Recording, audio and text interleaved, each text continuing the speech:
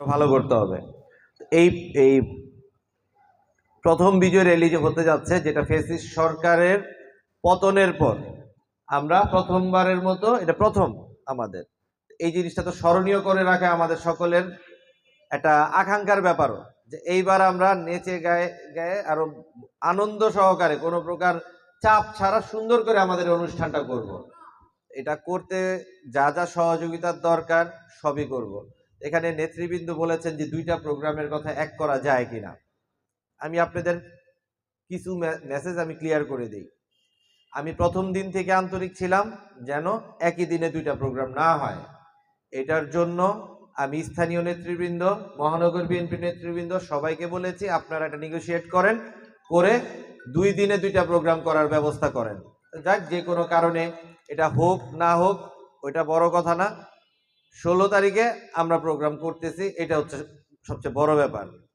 দ্বিতীয় কথা হচ্ছে, কথা শুনি না বা কথা অমান্য করেছি, এটা যখন ছাত্রদল করতাম মার কথার অবাধ্য হয়েই ফ্যাসিস্ট সরকারের বিরুদ্ধে হরতালের মিছিলে গিয়েছিলাম রাজনৈতিক স্বার্থে। হ্যাঁ, আমি বেয়াদব, রাজনৈতিক আদর্শিক কারণে আমার ঘাড়ের রগ বাঁকা আছে, তো ওগুলা সমস্যা না। অনেক বাধা উপেক্ষা করে যখন অনেকেই আরাম আয়েসে থাকছেন তখন জেল খাটছি।